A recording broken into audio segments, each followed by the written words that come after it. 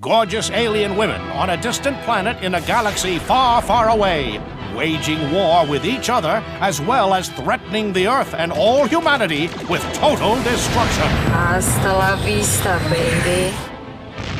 Murderous Martian monsters creating mayhem, chaos, and panic, striking fear and hysteria in the public on Main Street, USA. Even a big-time shootout between cops and robbers on some dark, seamy street corner in the constant test of wills between the good guys and the bad guys. That was the campy but creative mindset in the first half of the 20th century.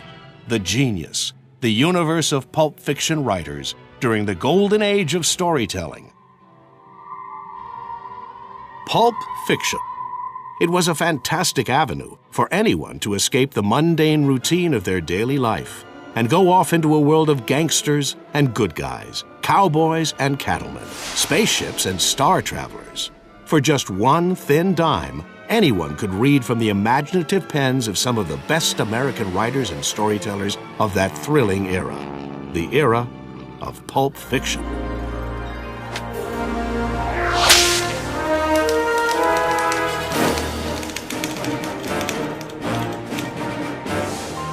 Well, I think it's important that people really understand the importance and significance of the golden age of pulp fiction, 20s, 30s, 40s, and even beginning of 1950s. Because a lot of what people see right now and come to see in the various movie theaters, Indiana Jones, that's Doc Savage.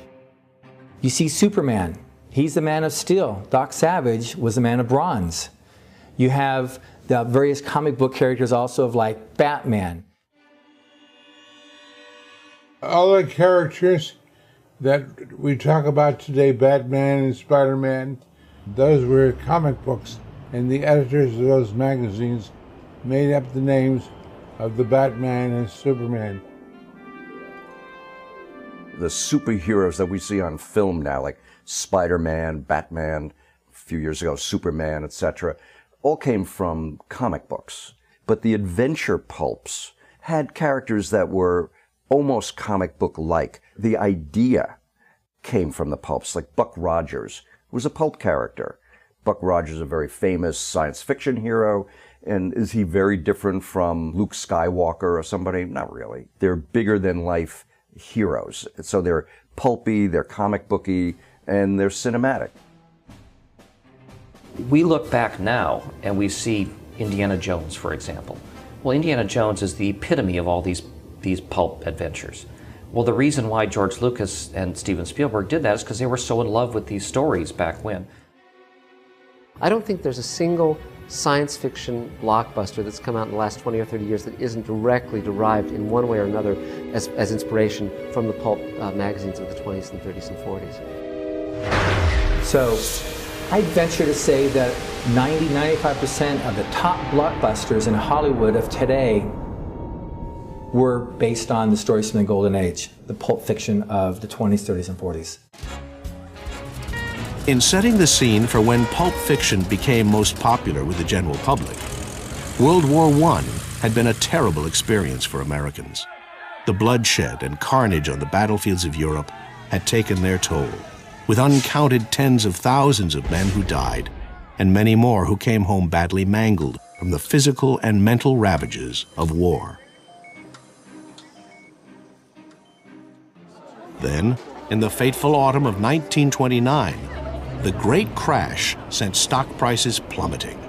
Banks failed, businesses collapsed, and millions became frustrated and unemployed practically overnight. By 1932, the full measure of the human misery that unemployment entailed meant that just about every household in America had no breadwinner, no income, and no hope. The world, as it had been known, was falling apart, and no one seemed capable of putting it back together, which caused massive dissension, protests, and rioting. People desperately wanted and needed to escape the realities of their own lives.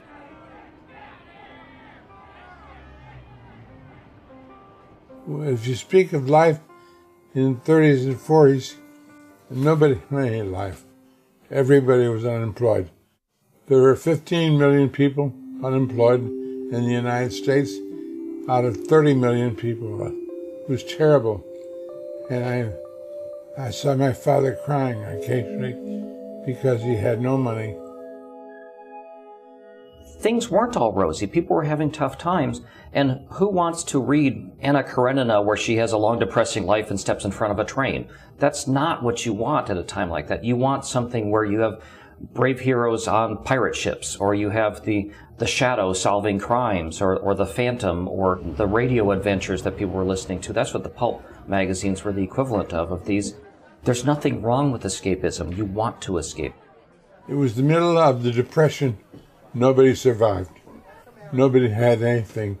My father was out of work for years. It was a terrible time. You people today don't understand what the Depression was like. My dad looked for work again and again over a period of 8 years.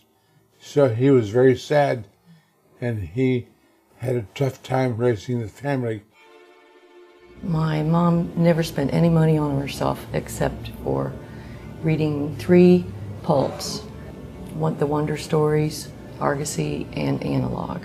After working as a secretary at a mill, that was her pleasure, was to come home, fix supper for everyone, serve my father. It was a different era back then. And then she would read her pulps and fell in love with the stories. And when you're a young reader, a bored reader with a hard life, or any kind of tough times in your life, you don't want to wrestle sentence by sentence to try to figure out what Dostoevsky is talking about in this. You want to be swept away and just join the adventure that these people are in. And I wanted to go to these far-off places. I wanted to explore alien worlds, and that's where the pulp adventures took me. When I was 9 years old, I fell in love with Buck Rogers. They caused me to be very much alive. When I was 12 years old, I got a toy typewriter for Christmas, and I began to write. And the first thing I wrote was a sequel to the Martian books of Edgar Rice Burroughs. So you see, Burroughs came into my life very early because Burroughs told me to go to Mars, and I went there. I never came back.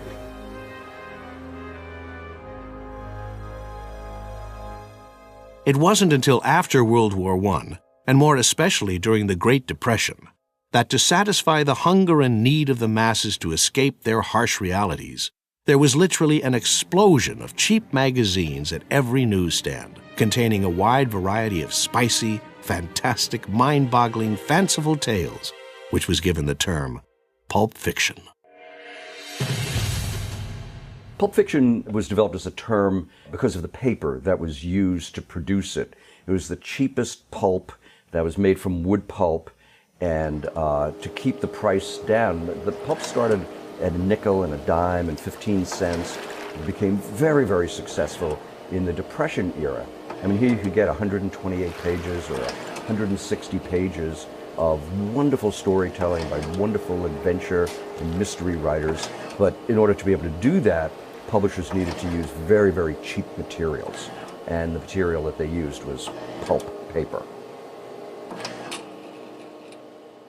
Pulp fiction, or the pulps, dealt with all the classic genres. You had detective fiction, you had sports, you had westerns, you had adventure fiction. It wasn't until World War I that you started including additional type of genres, like aviation, fiction in which you did escapism fiction. In the Depression, if they had a quarter to spend on a magazine, that was a lot, and you had to deliver them something that was worth a quarter, otherwise they wouldn't come back for the next issue. Money was scarce, and the entertainment for a lot of people was the pulps. You could read it, and then you could trade it to somebody else for when you haven't read. And a lot of the entertainment available to people who were out of work, which was a lot of people, or were afraid they would be, which is everybody else, was because pulps were what they could afford.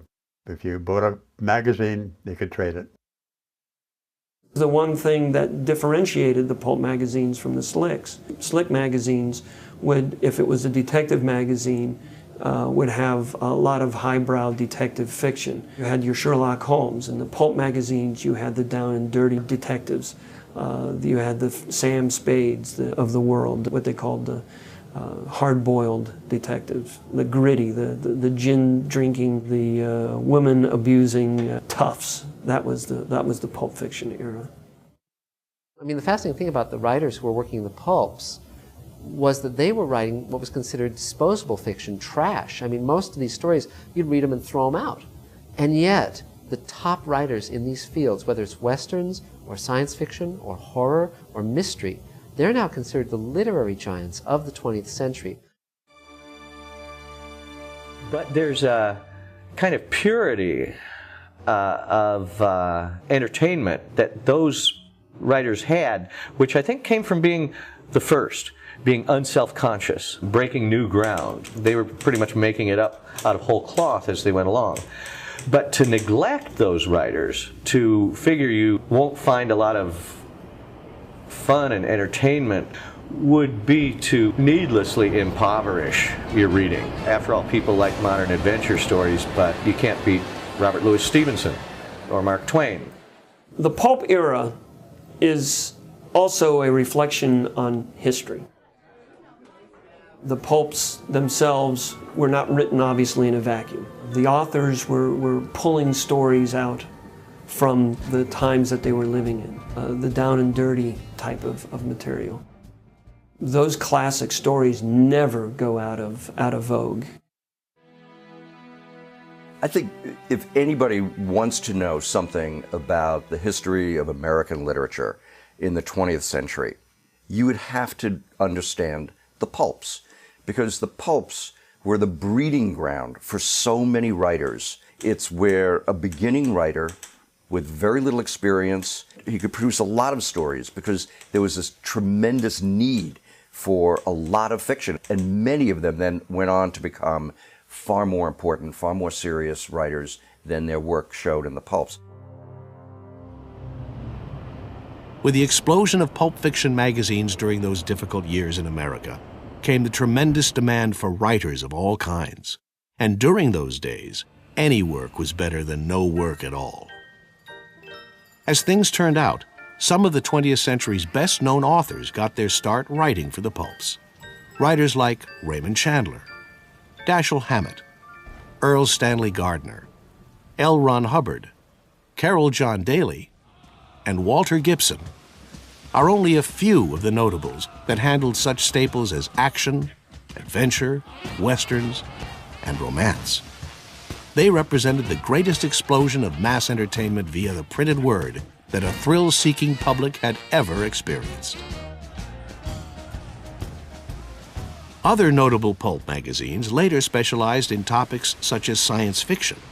It was in these pulps that writers like Ray Bradbury, Isaac Asimov, Arthur C. Clarke, Robert Heinlein, and Fred Pohl first made their names.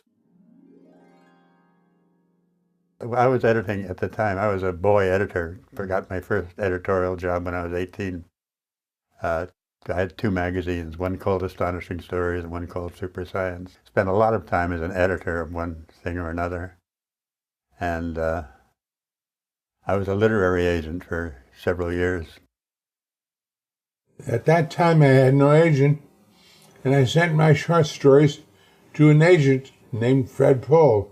He hadn't begun to publish yet as an author, and he sent my stories back and refused to represent me. I try to forget about that. I was a pretty good literary agent, but I didn't manage to make a profit. I nearly went broke doing it. A lot of writers that we know today as famous and important, significant literary figures got their start in the pulps. The most obvious example are people like Raymond Chandler and Earl Stanley Gardner and Dashiell Hammett. But there are other writers like Edgar Rice Burroughs, who created Tarzan. That's where beginning writers would would get their first material published, they made very, very little money. The only way you could survive as a pulp writer was to write a lot of words. With the harsh economic conditions facing the whole country, these writers had an equally difficult time in balancing their writing with survival. They were all working without a guild or union, basically on their own, without advances, royalties, or residuals. Truthfully, most didn't make it, but some did. Back in 1939 and 1940, you got a half-cent a word, maybe a penny a word, occasionally 2 cents a word, so there was not much money. And my first story I sold to Thrilly Wonder Stories, and I got $15, and it made me very rich that week. I was selling newspapers on a street corner at the time, so I felt very rich and very famous. A lot of these magazines weren't in very good financial shape, and the editors couldn't even pay the authors after they had turned things in. I mean, Hugo Gernsback, the editor of Amazing Stories, was notorious. You would get paid a quarter cent a word on threat of lawsuit because people would turn in their stories, but he would make excuses and not pay for it. I think the public today should know about the Pulp Fiction era because the money was so little that we couldn't survive. We had to have other jobs in order to be able to write for the Pulp Fiction. And all the magazines were not paying any decent money, so there's no way to survive. My first year I made $15.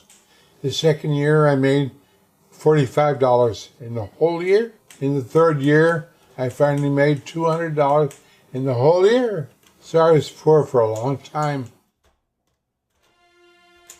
Pulp fiction writers had a very, very hard time of it because they had to produce so much to earn even a small living.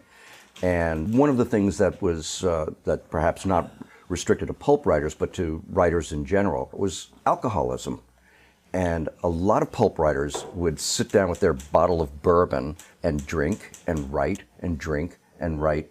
And some died early because of their alcoholism. Some died so poor that they vanished from the face of the earth. Nobody knows really what happened to them. The few that made it big are still read today and much loved, but those are really the exceptions.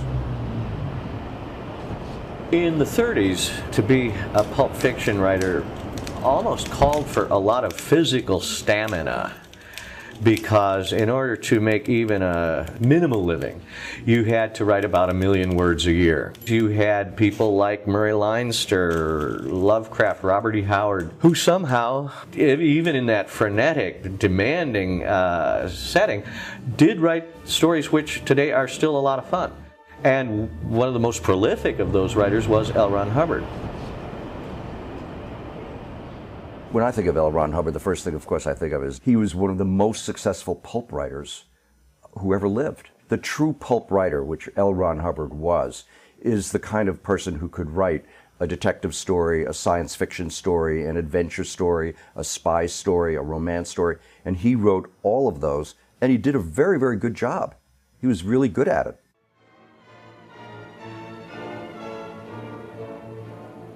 I never met L. Ron Hubbard, but I read his short stories in Unknown Worlds and loved them because he was a fine writer and went on to become very rich.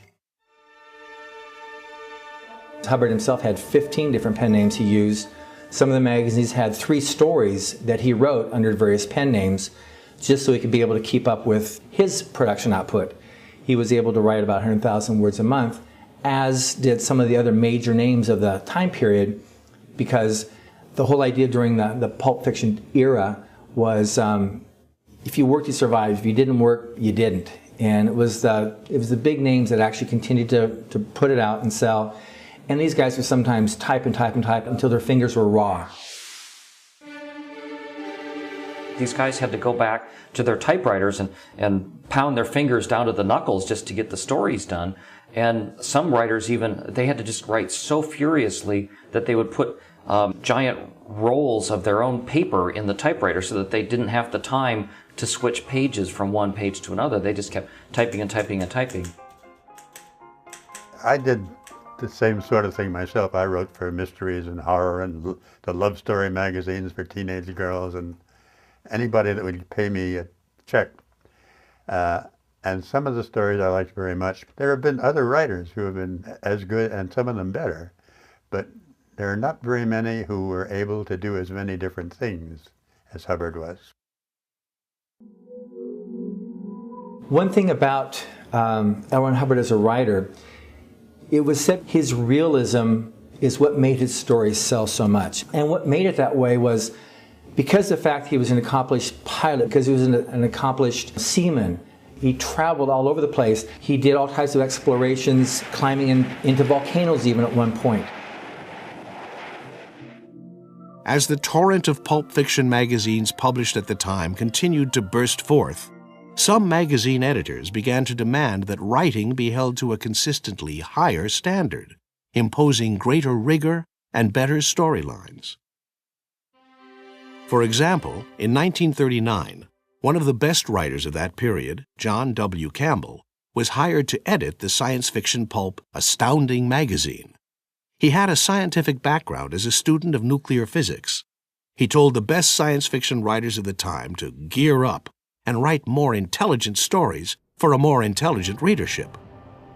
This was considered by many to be a huge development in science fiction writing and led to much more plausible and believable stories, combining real science facts with scientific discovery and developments just beyond the technological horizon of those days, which, in many cases, predicted several scientific breakthroughs decades later. That was the point when Heinlein, Hubbard, Asimov, DeCamp, Van Vogt all began, as if freed from shackles, began writing sophisticated, intelligent fiction, which happened to be science fiction. And the field never looked back. I spent a good many years as a science fiction magazine editor. And a lot of what I was good at it, I learned from John Campbell. John Campbell said once that when he was new in the job, he asked his boss, the head editor at Street and Smith, what he did if he didn't have enough stories to fill an issue. And the boss said to him, "John, if you're a good editor, you always have enough stories." It was really a community at that point, back then, of Sturgeon and Ray Bradbury and L. Ron Hubbard and Heinlein and Arthur C. Clarke. It was a club, and they hung out together, they bounced ideas off each other. The magazines were basically our window looking into their clubhouse of imagination and excitement. Science fiction became more than just a subgenre of the pulps. It became an important entity unto itself. It was a harbinger, a precursor, a messenger of what might happen in the future of mankind. It offered an examination and a crystal ball of possibility. It almost taught science to the scientist. It made futurists out of scientists, whose thoughts opened up new potentials, new aspects of hard science. And from there you have the movie makers starting to make the films which show those possibilities, and all of a sudden the larger population says, well, you know, maybe humanity is something greater than just the day-to-day struggle for survival and standing in breadlines and struggling for a job. Maybe we can be more as a race than just the day-to-day striving to eat and procreate. And I think without these pulp magazines, you know, we may not have gone to the moon. We may not have these wonderful adventures. Mankind would not, I think, be as great as it has become, thanks to these works of fantasy and science fiction.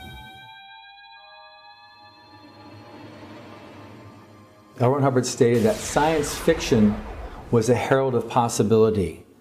And this is a paraphrase, but it preceded the scientists in wondering, can I do that or not? So you had the writers of the golden age of science fiction that were dreaming that dream. What if man made it to the moon? What if it made it to the stars? And they were thinking those ideas and conceiving those thoughts.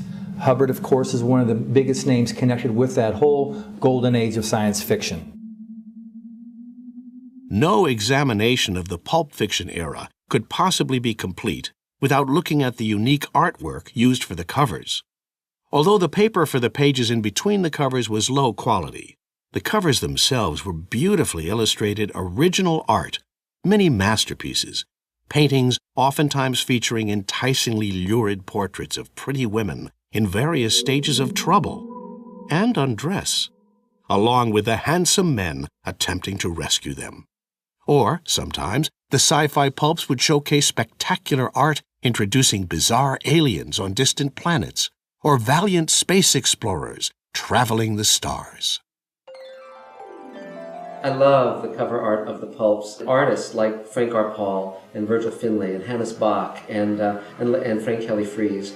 These guys are just astonishing artists and so imaginative, and yet they were doing it, for low rates. In fact, I have many friends of mine who are artists and set designers and concept designers for movies and television shows, and that's what they go back to. They're constantly cribbing from Frank Kelly Freas and Hannes Bach and Virgil Finlay and Frank R. Paul, because these guys are just brilliant. For the illustrators who were creating the covers back in the pulp era, as well as for the publishers, it must have truly been an absolute nightmare. Because even though the pulp material used for the covers was better in quality than the magazine's interior paper, it was still the mulch material from surplus lumber, and it had a very dodgy effect on the inks used in those days. The absorption rate dulled the reds, the blues, the primary colors. So the illustrators compensated for that by adding brighter, more garish colors to compensate for the printing. So what you ended up with was very bright primary colors, because everything else otherwise went to grays and washed out.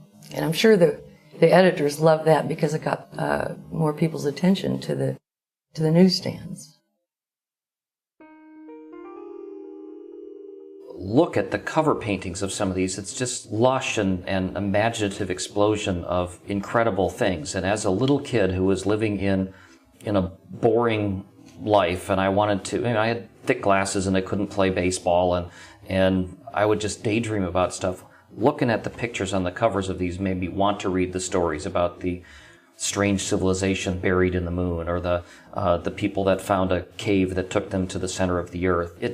It made the whole world seem like an incredible place to explore. Back in the pulp era, some of the illustrators had the opportunity to just do an illustration, and then the editors would go in and say, okay, you writers, Robert Silverberg, all the wonderful Isaac Asimov, came in, looked at the covers, and then wrote a story around them. After World War II and the beginnings of better economic times for most Americans, the pulps began to lose their traction with the masses. This started their decline in popularity, gradually giving way to other forms of entertainment. When we talk about the decline of the pulps, there are a lot of reasons for it, but the overwhelming cause of the death of the pulps was the advent of the mass market paperback. Now, films were very popular in the Depression era, and when radio was also very, very popular for many, many years. TV came along. Everything nibbled away at it. Once you have lots of choices for your entertainment time, entertainment dollar, then you could see where there'd be a little nibbling at the edges. But really, it was the mass market paperback that doomed pulps.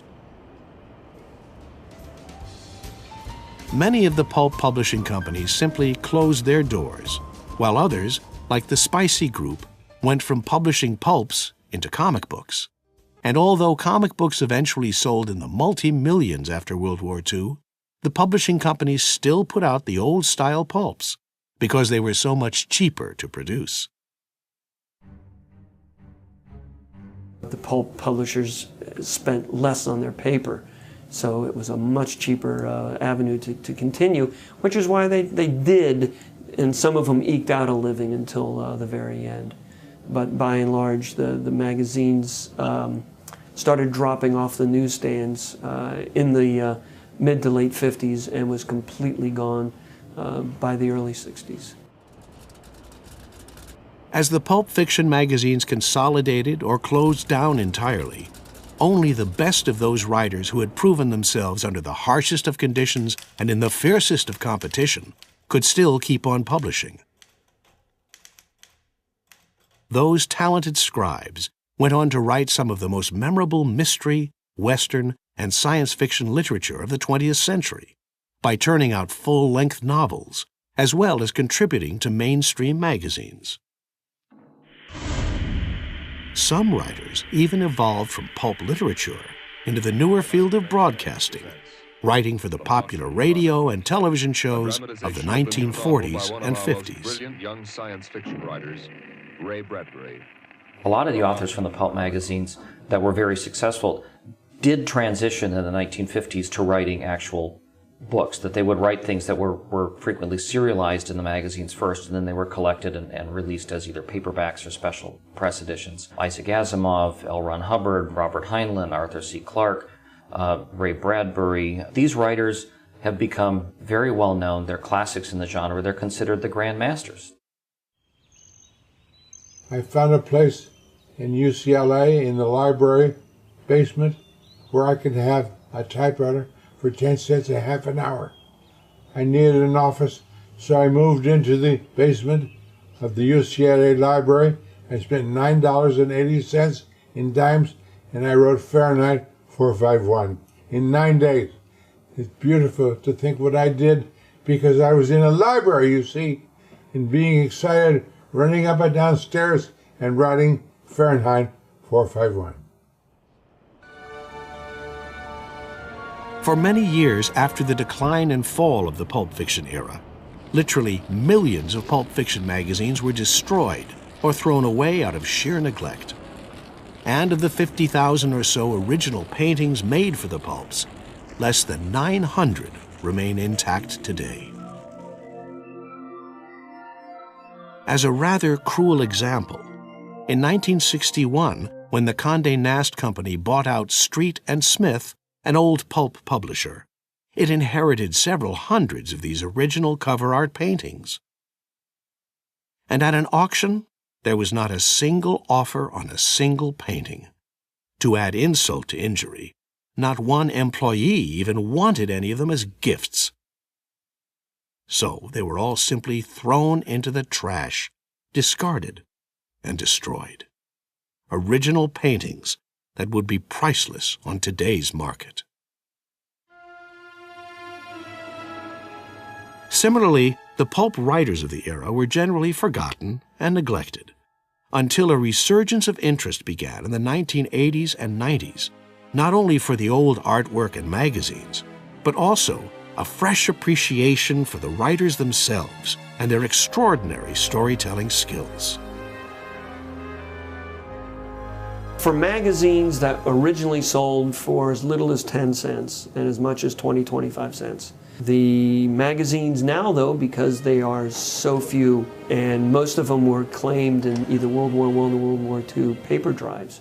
So you can find magazines now that sell for $500, $700, $1,000. Like the original October 1912 All Story, which included the very first Tarzan of the Apes, Edgar Rice Burroughs. I've seen sold recently in auctions for as much as $50,000. Pulp fiction is coming back in two different ways. One is that the great classic stories that were published in the pulps in that era between the two world wars, especially when they had their most successful time, and are very, very popular, both with nostalgic old guys who read them then and liked going back to that era, as well as kids, young people who were finding that the excitement and the fast movement of those stories is very appealing to them. Conservatively, I'd say there's about 15,000 pulp magazines currently in my inventory. As far as between selling original pulps and reprints and everything else, literally there is tens of thousands of that go through my hands in any given year or two. We're definitely experiencing a resurgence in sales of these stories right now. Possibly it's because of the current state of affairs of the economy, the similarity between the Depression, the 20s, 30s, and 40s, when the economies collapsed. There was the various problems with unemployment. You have those same things going on right now. But there's also maybe a return to what those stories had to say, and how they had to say it. You had a simple storyline. They were maybe a word that's not used so much these days, moralistic, without being moralistic. I'm the editor of a large number of anthologies. The Black Lizard Big Book of Pulps is a gigantic anthology of pulp fiction from the golden era of pulp magazines. They're crime stories by the very famous writers like Dashiell Hammett, Raymond Chandler, Cornell Woolrich, Earl Stanley Gardner, and some very obscure writers who have fallen into neglect and obscurity. The Black Lizard Big Book of Pulps actually made the New York Times bestseller list, the extended list, a couple of times. People started really enjoying it, hit the bestseller list, and it's because people were picking up this material and reading it for the first time. And that's the best thing about reading pulp fiction is, yes, it could be kind of dated. It can be talking about phone lines that you have to spin the dial or get the operator to connect you to Oliver 212 or whatever. But that's just part of the charm of the fiction itself. One thing about L. Ron Hubbard as a writer, and why we're so successful now with the stories from the Golden Age line of books now, because people are finding that they're transported to another time, another place. The people are very real because that's what he actually put his attention on. Created those dramas that are just as real now as they were back then when he wrote them.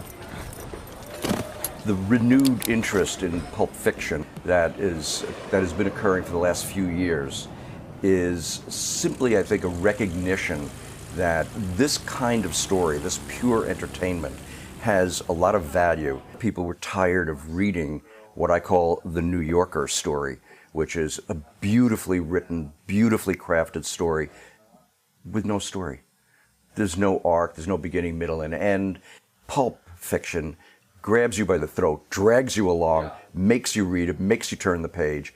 And I think that's a very attractive concept or notion when you go to pick up a book and you want to have a good time reading it.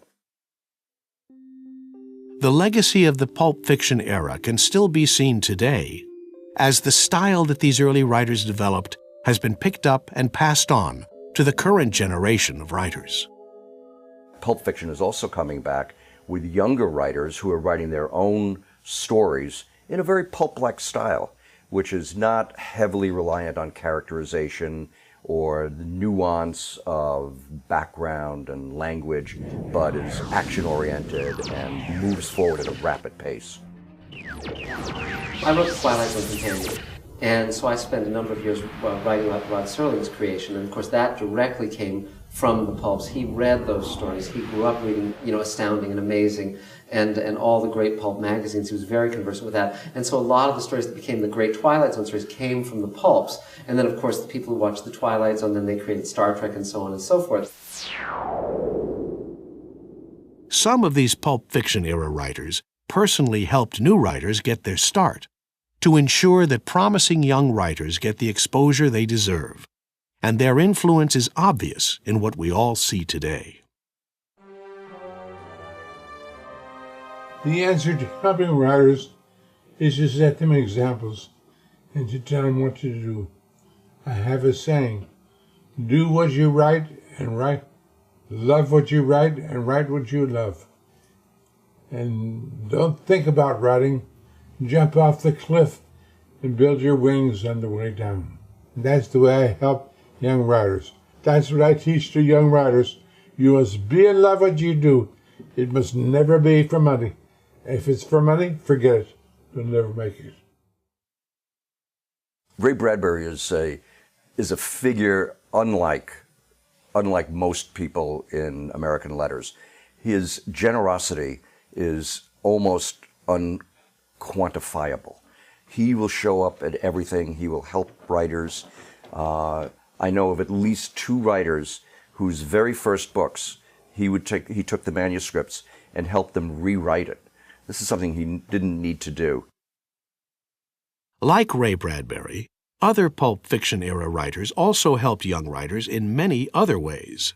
There's one particular story that, for me, characterizes L. Ron Hubbard not as just as a writer, but also what he eventually created is when he went on his expedition with the Explorers Club to Ketchikan, Alaska, he created a writing contest. And he started his own Golden Pen Award that he launched, where any of the local people could then enter a story, and he would personally judge it.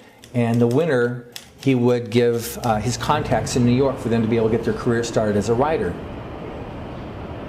The one thing about Pulp Fiction era that you don't have today is it's actually quite regrettable, because authors today don't have the same avenue that they had in the past. You didn't have the ability to write to literally hundreds of magazines or send your stories out.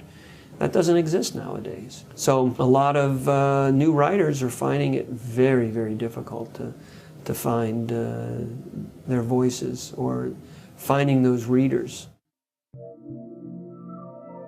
As a continuation of what Mr. Hubbard did, in 1983, he conceived a contest called Writers of the Future, which has since become the most established, the most successful writing contest of its kind in the world. And the reason why almost every major writer and artist of science fiction, fantasy, alternate history, horror participate in this as its judges is because they see the value of it and the importance of it paying forward and creating a future for all those genres of speculative fiction. It was about 20 years ago that Algis Budrys, a very respected science fiction writer, asked me if I'd be interested in being a judge for this relatively new contest, Writers of the Future. And I looked at the other judges he had also asked, and it was writers of way bigger magnitude than me. And so I was very happy to jump aboard.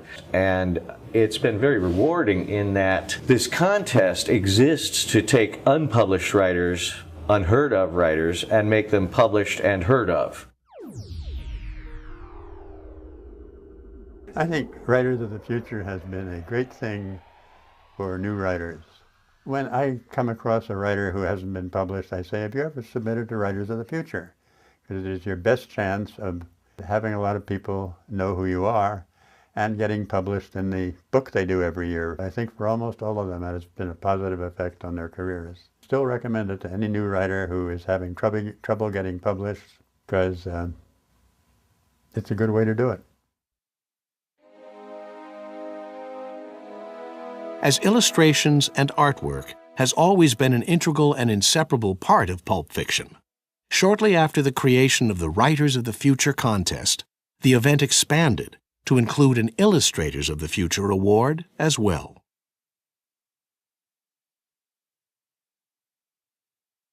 Ron and I started out as judges at the very beginning of the L. Ron Hubbard contest for the illustrators, which started a few years after the Writers Contest. And from there, we developed a workshop for a few days. We can disseminate so much useful information on art directors, publishing houses, techniques. The winners already know how to draw, so we give them information that can help their careers. There is no question that the old-time pulp fiction writers shaped American culture. They invented iconic characters who live on in our collective hearts and imaginations. Even popular literature, from best-selling authors to underground wordsmiths, owes a lot to the pulps as the breeding ground for so many authors. The pulps gave rise to inventors of such beloved genres as the Western, hard-boiled detective, spy thriller, science fiction, horror, legal thriller, crime fiction, and romance. And they are still around in a number of different forms.